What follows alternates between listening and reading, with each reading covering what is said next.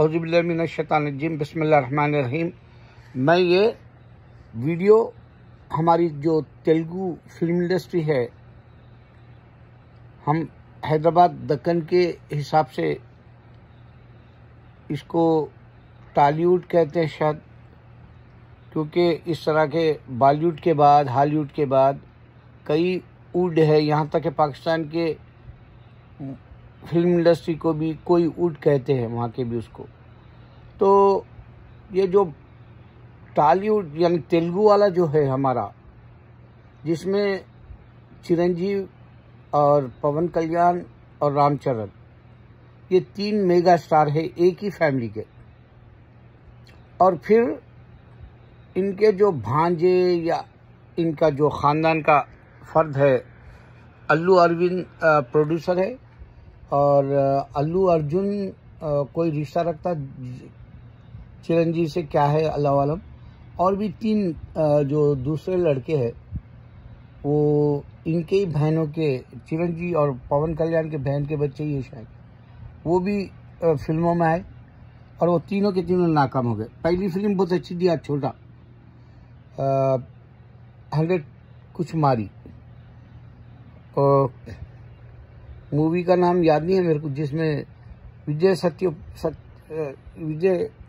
सत्यपाजी जो तमिल एक्टर है वो भी उसके साथ काम किया था, उपेंद्र या कुछ नाम थी, कन्नप्पा ऐसा कुछ नाम था। वो फिल्म में 100 करोड़ की बनाई वो मूवी, तीसरा था वो। और उसके बाद में उन्हें भी 2-4 फिल्म फ्लॉप दिया। अल्लू अर्जुन का भाई तो पूरा टोटली फेल हो गया। अब पूरी इनकी फैमिली में अगर चल रहा तो वो अल्लू अर्जुन है, और फिर तेलुगु फिल्मों में अगर चल रहा तो अभी तक वो प्रभास है। इनके अलावा कोई भी बॉक्स ऑफिस से जो है पैसा ला सकता बोले से अब कोई एक्टर नहीं है। तेलुगु फिल्मों की बात कर रहा हूं मैं। अगर आप मोहन बाबू को एक बार पैसा बनाने की मशीन बोलते थे, मोहन बाबू को, उसके बच्चे भी बहुत बुरा फ्लॉप हुए, उसकी बेटी भी फ्लॉप हो गई। अभी उसने जो कन्नप्पा मूवी बनाया था, वो कन्नप्पा में अक्षय कुमार को भी स्पेशल रोल दिया, मोहन बाबू को दिया, मोहनलाल को दिया, मलयालम के एक्टर को। और मेरे ख्याल से 400 करोड़ बोल के बोले या 200 करोड़ बोले या जो भी बोले, वो झूठ था। और सबसे बड़ा झूठ जो फिल्म इंडस्ट्री में चल रहा वो तेलुगु फिल्मों का है। फिल्म पहले दिन 1 नहीं 2 नहीं 10 गुना ज्यादा या 20 गुना ज्यादा बिजनेस बताते हैं। अब जैसे किंगडम है विजय देवरकोंडा की, वो 6 साल से नहीं चल रहा, विजय देवरकोंडा फेल हो गया, और मोहन बाबू की पूरी फैमिली फेल हो गई। और ये लोग झूठ बोले इसमें इतना पैसा लगाते बोलते। और इससे पहले दूकुड़ू फिल्म आई थी महेश बाबू की, जूनियर एनटीआर की भी रिलीज हुई थी। जूनियर एनटीआर की फिल्म दूकुड़ू से ज्यादा बिजनेस करी, जैसा 55 करोड़ बोल के बताया फर्स्ट डे, जबकि पूरी लॉन्ग लाइफ में भी नहीं बनाया होगा उसकी फिल्म जूनियर एनटीआर की मूवी। तो ये लोग झूठ बोलते। हार्डली 2 करोड़ उस वक्त मेरे ख्याल से 36 करोड़ कुछ बनाई उतना। तो वहां से जो सिलसिला शुरू हुआ, चिरंजीव की खानदान के ऊपर नजर लग गई। उदय किरण बोल के एक लड़का था एक्टर, उसके साथ उसकी बच्ची की शादी होनी थी या कुछ ऐसा अफवाह फैली थी, मुझे नहीं मालूम वो क्या हुआ। एक बहुत बड़ा जो है किस्सा है, वो हकीकत में क्या हुआ हमको नहीं मालूम, मगर बच्चा वो सुसाइड कर लिया एक्टर। उसकी मैं आज भी फिल्में देखता हूँ। परसों में उसका नी स्नेहम बोल के देखा, विजय आरती अग्रवाल और उदय किरण की। तो फिल्म इंडस्ट्री को अब पुल करने वाले केजीएफ का यश एक चांस है, कर्नाटका, और बजट ज्यादा नहीं लगाते वो लोग। होशियार है वो लोग। और सबसे ज़्यादा बजट तमिल फिल्मों में लगता और वो फ्लॉप हो जा रहे, जबकि तमिल की कितनी बड़ी क्यों ना हो, ज़्यादा से ज़्यादा 200 करोड़ तक खींच सकती। अब ये लोग कमल हसन की एक विक्रम 200-300 करोड़ बनाई बोल के बताए, उसके बाद में कमल हसन भी बहुत बुरी फ्लॉप फिल्म दिया, थग्स ऑफ इंडिया के कि ऐसा नाम से कुछ थी उसकी, वो फ्लॉप दिया। और ये इतनी बड़े बजट की रजनीकांत की फिल्म कूली इतना क्रिटिसाइज करे लोग, इतना बुरा आदमी, हाथ उठाना आ रहा ना डायलॉग्स बोलना आ रहा, ऐसा आदमी जो है मजदूरी कर रहा कूली बोले ऐसा दिखा मेरे को, और बेचारे के ऊपर तरस खाओ बोले ऐसा है। उतना गलीज हीरो फिल्म इंडस्ट्री का। यही एक ज़माने में चंद्रमुखी के वक्त में धूम मचा दिया था रजनीकांत की चंद्रमुखी।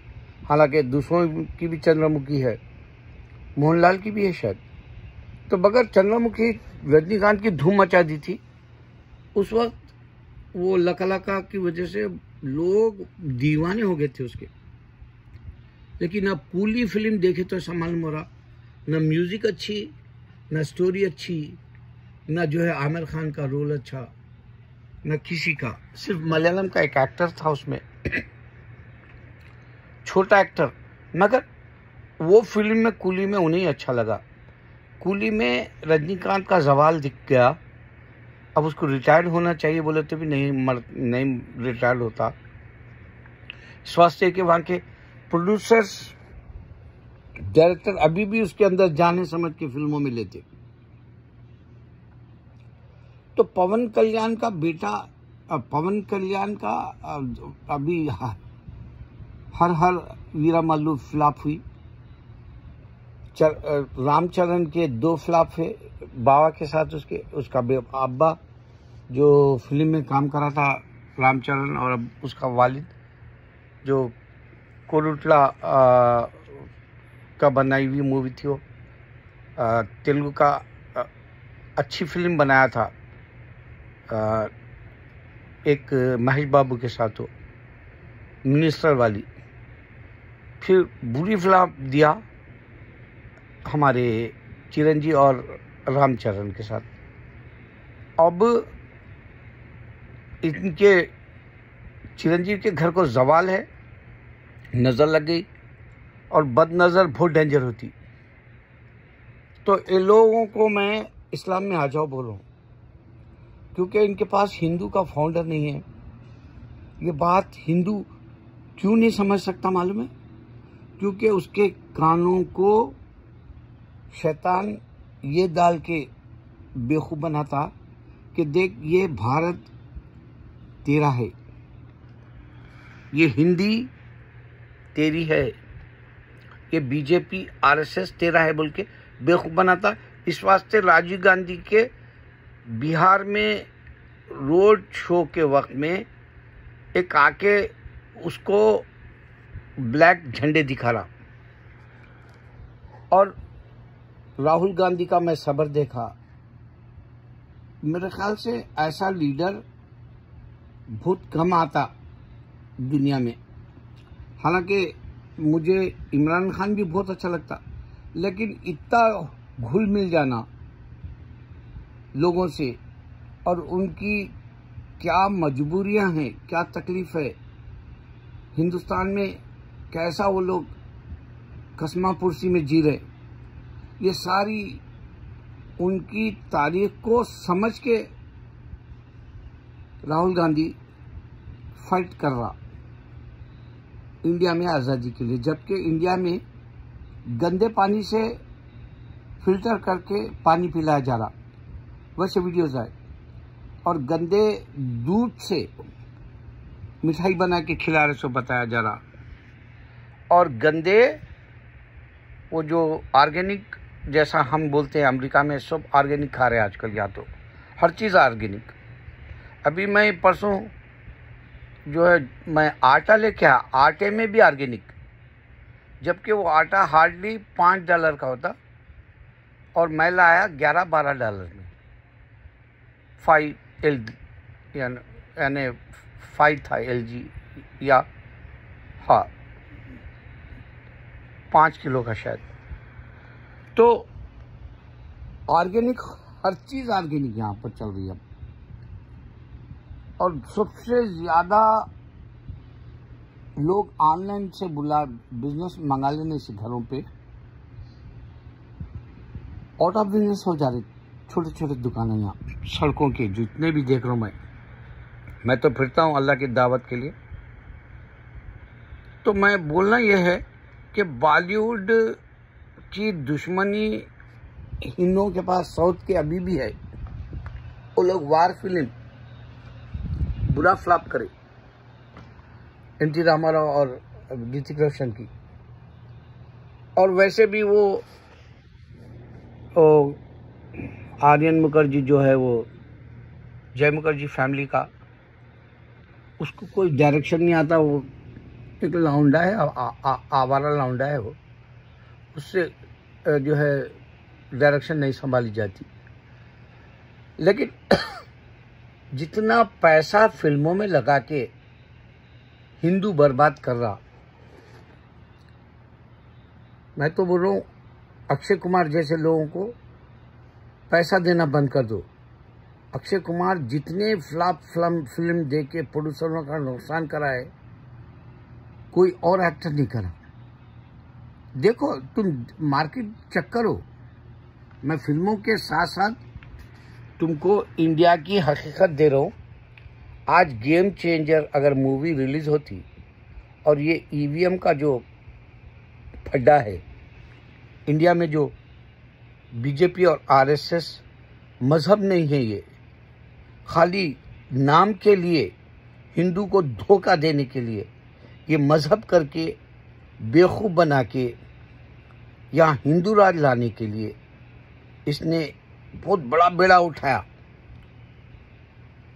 इसमें अडानी अंबानी का भी हाथ है। ये 3 शैतानों के अलावा, मोदी, योगी, अमित शाह के अलावा, अडानी अंबानी का बहुत बड़ा हाथ है। और ये इंडिया को बेच दिए।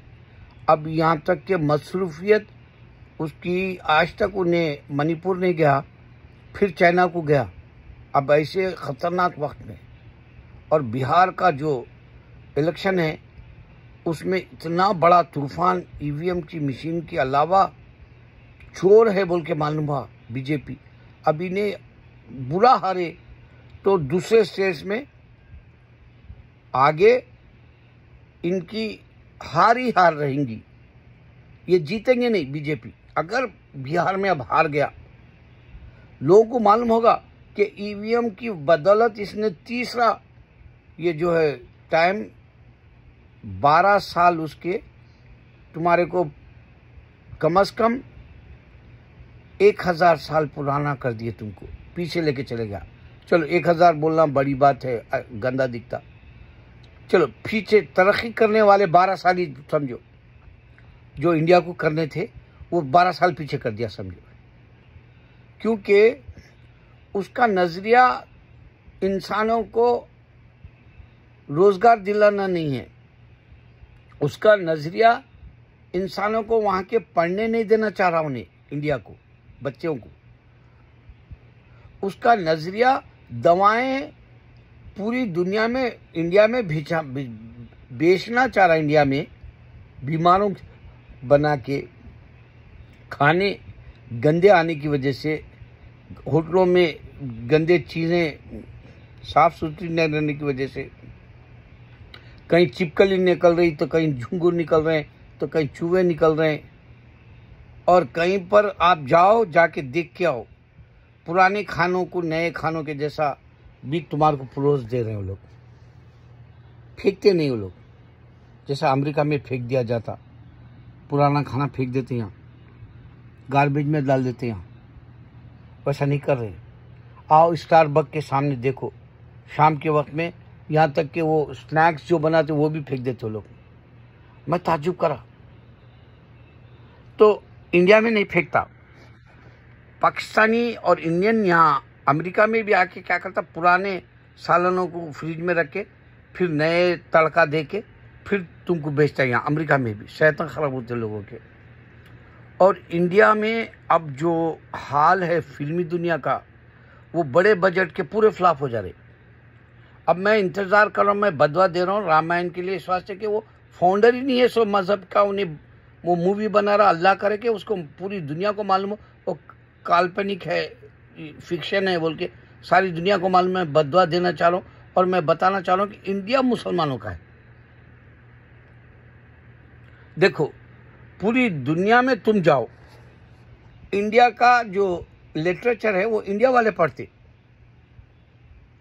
और इंडिया के अंदर कोई मिरेकल्स नहीं देखते तुम, और हिंदू रिलीजन में कोई दाखिल नहीं होता। देख लो तुम पूरी दुनिया में एक आध कोई भी हो सकता भाई। अब यहाँ एक ऐसा गोरा देखा मैं ताज्जुब होके, एक बार उन्हें जो है शादी करी सरदार से एक पुडी, वो मेरी बिल्डिंग में रहता उन्हें। तो एक आध होना कोई बड़ी बात नहीं होती। इंसान को शैतान किसी भी तरह वरगला के अल्लाह के हक से गाफिल करा सकता। तो मैं इस में आपको बता रहा हूं कि गेम चेंजर अगर आती आज, ये बहुत बड़ी इंडिया की वोटर्स की हकीकत खोलता था ये मूवी। हालांकि वो फिल्म फेल हो गई 1 साल पहले आने की वजह से, मगर मेरा ख्याल है अगर अब आती और फिर चिरंजीवी का खानदान खत्म होगा, उसको बदला लगी वो खानदान को, वो नजर लगी उन लोगों को, मोहन बाबू को भी नजर लगी, वो विजय देवरकोंडा पटे को भी खत्म हो गया उसका वक्त, और जूनियर एनटीआर वो वार फिल्म में काम करके बहुत बड़ी गलती करा। और एक बात क्या है बोले तो अब फिल्म इंडस्ट्री को पुल करने वाली कहानी, ये मार धाड़ ये जो बता रहे लोग, ये लोगों का ये शैतानी स्क्रिप्ट लिटरेचर रहता है इनका, वो क्या महाभारत ऐसा। और पीस कुरान है, कुरान सेंटर की है, मक्का की मजहब की, और नबी सल्लल्लाहु अलैहि वसल्लम सेंटर से है, और पूरी दुनिया में इस्लाम फैल रहा। अब हिंदुइज्म सुकड़ गया, इंडिया के अंदर महदूद रह गया, ये बाहर नहीं निकला।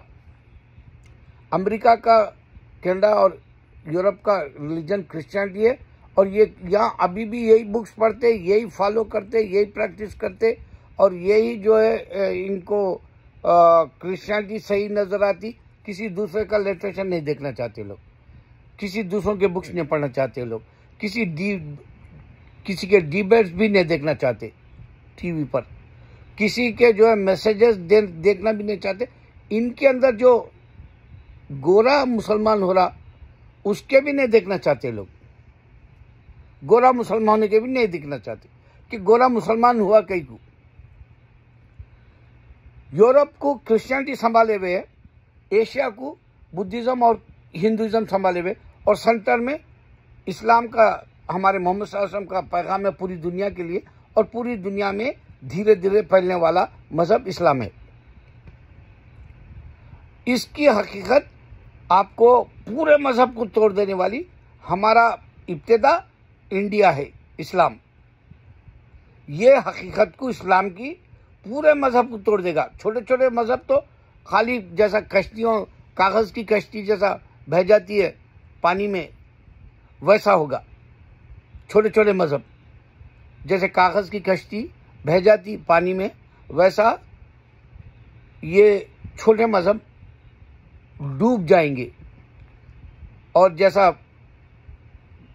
खूबसूरत फूलों को मुरझा जाते हैं ना, वैसा कह देंगे, मुरझा जाएंगे।